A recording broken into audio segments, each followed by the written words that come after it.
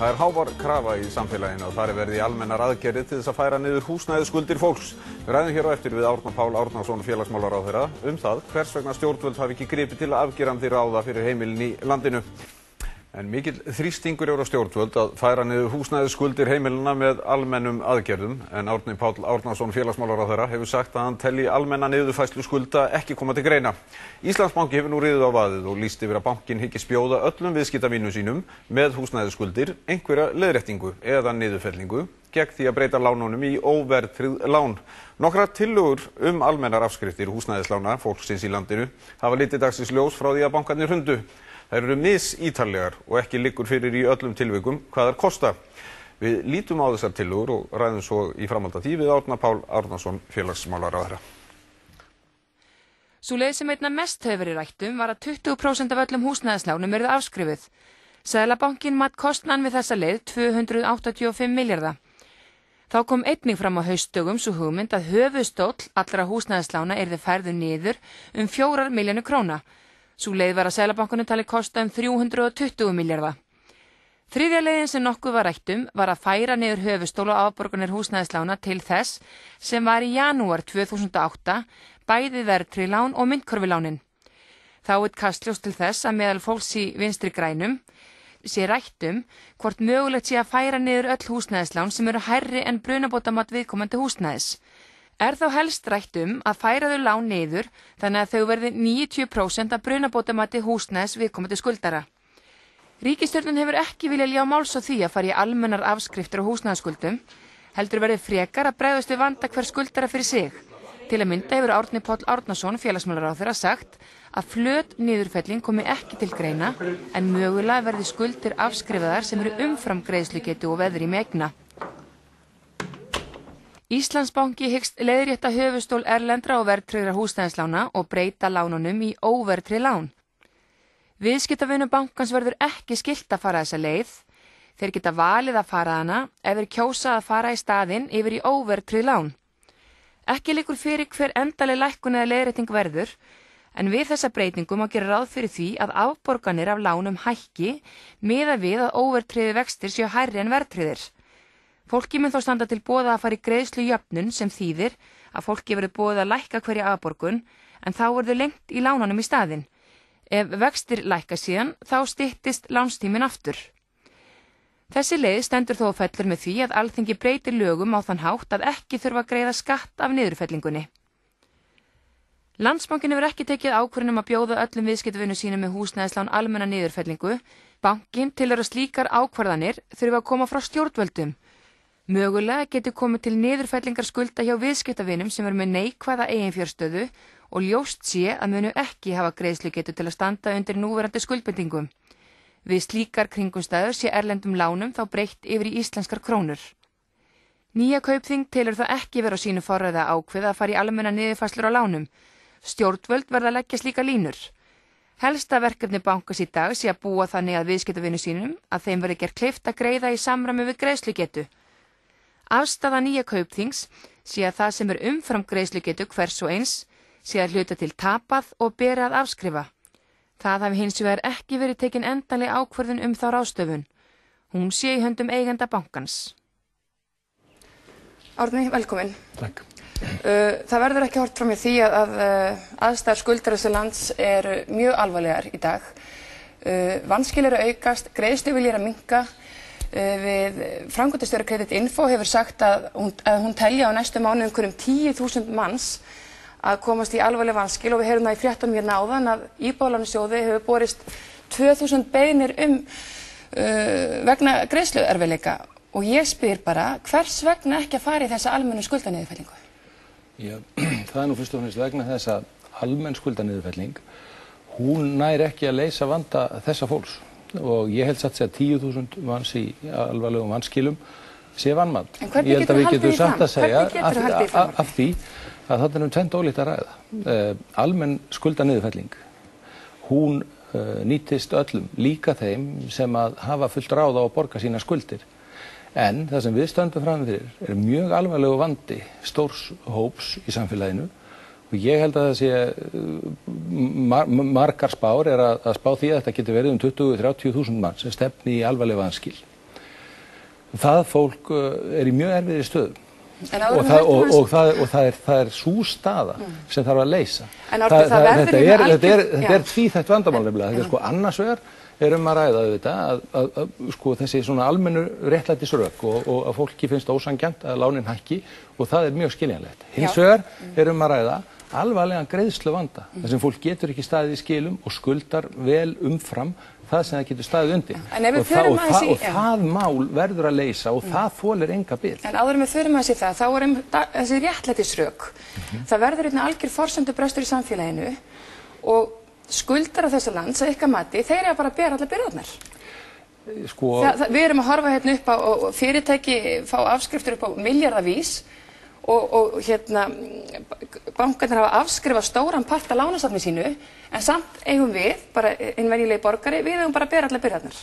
Já, þarna reyndar ekki alveg bornir saman sambærilegi hlutir.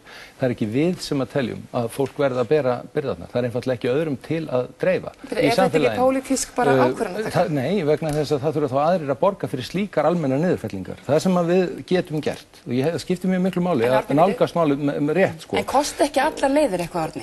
Sama hvaða leið verður farin? Ekki ef að við afmörkum okkur við það verkefni sem brýnasta verkefni núna. Og orðið bara stór alvarlegt mál ef við klárum ekki, að það að taka á þessum alvarlega vanda sem framöndan hjá fólki sem getur ekki haldið lánum í skilum og alveg saman með fyrirtæki sem skulda langt umfram þau verðmæti sem þau að skapa. Þar erum við í þeirri stöðu að það voru eignir í samfélaginu, það voru skuldir á móti, skuldirnar hafa hækkað, eignirnar hafa minnkað. Mismunurinn hér á milli, hann verður aldrei greiddur, hann tapaður. Og við verðum að búa til auðveldan, fljótvirkan og skilvirkan farveg til að losa þessa ofskuldsetningu út úr samfélaginu. Því hún stór skaðleg. Hún getur skapað hætt á því að fleiri þúsund manns missi hér vinnuna óþörfu á næstu mánuðum ef að fyrirtæki komast ekki í það ástand að þau geti staðið undir skuldbindingu sínum. Heimilin að sjálfsögðu í miklum vanda. En Árni, þú talar svo í dag, þið búin að vera velferði, það er þessi munur sem þarf að brúa og þessi leið, hún á ekki að þurfa að kosta annað en felst í eðlilegum varúðarniðurfærslum og eðlilegum útlánatöpum vegna þess að hér að ræða raunverulegt tap og þarna þá tekið mið af greiðslugetu og þeim raunverulegu verðmætum sem að baki standa og afskrifaði samræmi við það. En þessi leið tekur langan tíma og þú ert með þessi mál í nefnd. Liggur fyrir eitthvað mat á því raunverulega á muninum á kostnaði á þessum tveimur leiðum? Þessari leið sem þið viljið fara og svo þessari almennu niðurfellingu? Það bara heiminn og haf þar á milli. Liggur fyrir eitthvað mat á því? Það liggur náttúrulega alveg fyrir að það að afskrifa tapaðar kröfur eðlis ólíkt því að gefa fólki peninga sem felst í reynd í því að gefa eftir skuldir sem eignir og greiðslu geta á bakvið. En þessir peningar farin í hagkerfi og geta mögulega haldið í gangandi og yfirvöld geta mögulega fengið þá hluta þessum peningum inn sem skatttekjur. Vissulega, þeir þurfa að koma hins vegar einhvers staðar frá og það þarf þá að skattleggja þetta sama fólk þessa sama peninga og fólk eyðir ekkit meiru ef það fær gefins peninga frá ríkinu ef það fær á móti líka hækkaða skatta frá ríkinu. Nei, ég að segja þarna kom inn þá mögulega einhverju nýju skattar. Þannig að þeir vega upp á móti þessum útgjöldum sem ríkið þarf hvort sem að fara í. Hvaða leið sem verður farin? Nei, grundvallaratriðið þetta. Það sem við þurfum að gera að taka á alvarlega vandann. Hann alvarleg vanskil og fjölda heimila og hann alvarleg vanskil og erfiðleikar fyrirtækja. Þetta brýnasta vandamálið okkar. Við höfum beðið eftir því að sjá bankana komast í eðlilegt horf og nú búið að skilja á milli gömlu og nýju bankana. Nú hægt að gera þetta. En það verður líka að gerast hratt. Því fyrr sem við gerum þetta og því hraðar sem við gerum þetta, þeim betra fyrir samfélagið allt. Og þetta besta fjárfestingin sem við getum ráðist í. En þá velti ég fyrir mér að ef við getum losað þúsundir manna frá því að missa húsnæði sitt, ef við getum losað þúsundir fyrirtækja frá því að þurfa að segja fleira fólki, þá það auðvitað mikilvægasta framlagi til efnahagslegrar endurreisnar hér í landinu. Það grundvallaratriði sem við verðum að ráðast í og við getum ekki verið að blanda tveimur þáttum saman. Ég skil mjög vel réttlætisrökin og þau vissulega djúpstæð og erfið, en þau virka líka í margar aðrar áttir. Og það líka erfitt að ná sáttum það að gefa eftir skuldir sem einistæðir fyrir. En nú velti ég fyrir mér, nú segist einn banki, Íslandsbanki kemur fram á sjónum og segir, heyrðu, nú ætlum við að bjóða okkar viðskiptavinum ákveðna niðurfellingarleið. Þetta verður val, við ætlum að bjóða þeim upp á þetta. Þessi leið að vísu stendur og fellur með því væntanlega stjórnvöld samþykki það að þessi niðurfelling verði ekki skattlögð.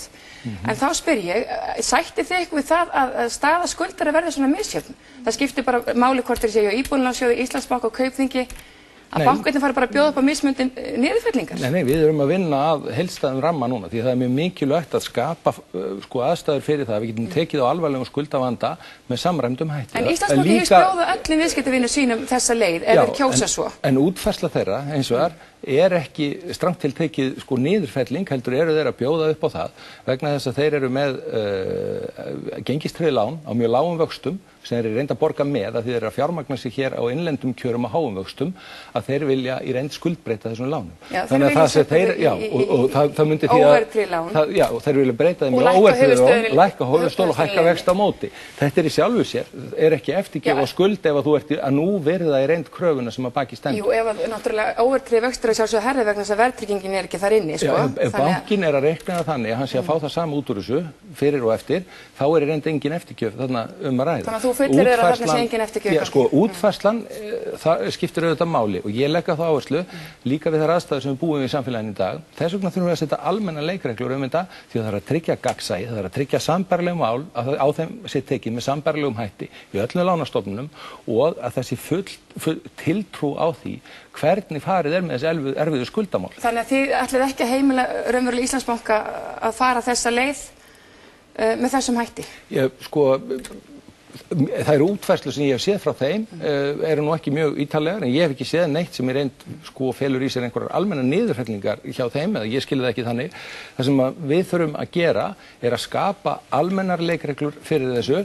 Þannig við getum gert þetta hratt, þannig að samfélagið komist sem fyrst á lappirnar aftur og við getum búið hér aðstæður fyrir verðmætaskapandi fyrirtæki og fyrir heimili sem geta haldið lánunum sínum í skil. En Árni, þú segir þetta þurfa að gerast hratt og hvað hratt á þetta að gerast og í hverju eiga þá þessar aðgerðir að felast? Ætlið það setja bara verður þetta bara svona einhver heildar aðgerð yfir línuna? Ef að þú átt sérst einn sem og lánin eru komin yfir og þú átt í erfiðleikum með að greiða af henni eða ert mögulega á bjargbrúninni þráttur að vera ekki komin í vanskil. Hafið þið hugsað ykkur þá að á línuna verði bara afskriftir? Já, við þurfum að horfa, það sem við erum að reyna að vinna með núna er aðferðafræði og það er mikilvægt að draga alla saman sem að málinu koma, Seðlabankann, skattinn og aðra sem að í reynd munu þurfa að sjá til þess að svona virki og bankarnir að sjálfsögðu því að bankarnir verða að vinna þetta verk gagnvart sínum viðskiptamönnum. Grundvallar atriðið í hugmyndafræðinni hlýtur að felast í því að við reynum með hröðum og skilvirkum hætti að laga þessa skuldabyrði að verðmætunum í samfélaginu, að greiðslugetinu, að verðmætasköpuninni þannig að við sem samfélag getum staðið undir þessum skuldum. En má ég þá spyrja einu vegna þess að þið eru búin að vera við völd síðan 1. febrúar, þið tala skjaldborg heimilanna og annað slíkt. Enga síður þið bjóðu þarna fram á úrræði sem að til og með þetta heitir greiðslu aðlögunar úrræði og þar er raunverulega bara einstaklingar að fara í nauðasamninga og þannig hefur það bara verið að þetta hefur ekki verið nægilega vel kynnt þannig að fólk vissi raunverulega ekki alveg í hvað það var að fara og þetta þýðir bara beinlinnis ef þú sækir þetta úrræði að þú farir á vanskilaskrá.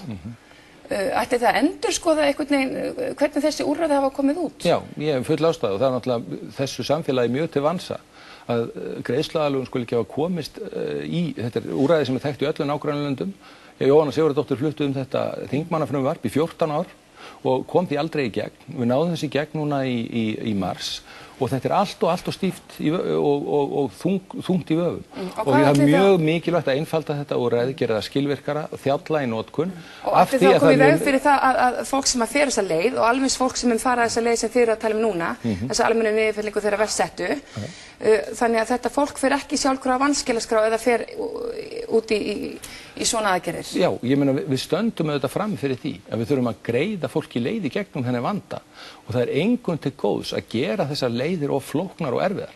Við höfum enga getu til þess í samfélaginu að láta 30.000 manns fara í gegnum greiðsluaðlögun fyrir dómara með öllu því sem því fylgir. Það er bara hrein þvæla. En þannig er það í dag, svona skipulegt þið úrræðið? Nei, þetta úrræði var sett upp sem grundvallarúrræði til þess að það væri hægt að losa fólk undan því að gjaldþrot elti það til eilífðarnóns. Það var nú meginreglun á Íslandi áður en við lögleiddum þetta. En nú stendur það mögulega til að þetta fólk fara vanskilaskrá í 4 ár eftir að hafa gengið í gegnum þetta greiðsluaðlögunarúrræði? Já, og það er ágalli og við þurfum að laga hann. Það ýmsir aðrir ákallar í greiðsluaðlögunarferlinu. Þetta er erfitt fyrir einyrkja til dæmis að komast inn í þetta ferli og svo framvegis og framvegis. Margt annað, við erum að endurmeta það núna og við verðum með tillögur það líka fyrir þingið í upphafi nýs þings í október. Grundvallaratriði það að við síðan í framhaldinu settum almennar lagareglur til þess að skapa bönkunum ákveðið svigrúm til að taka málum sinna viðskiptamanna. Það hefur hins vegar auðvitað dregist að bankarnir næðu að komast á lappirnar. Það erum við loksins að sjá núna. Núna eru fyrst að verða þær forsendur sem að við höfum til þess að taka á þessum skilvirkum hætti, en þá líka verðum við að einbeita okkur að þessu verkefni og þetta verður að vera forgangsverkefni samfélagsins á næstu viku. Og hvenær verða þessi tillögur tilbúnar? Það verður frumvarp strax í upphafi nýs þings. Takk fyrir komin, Árni.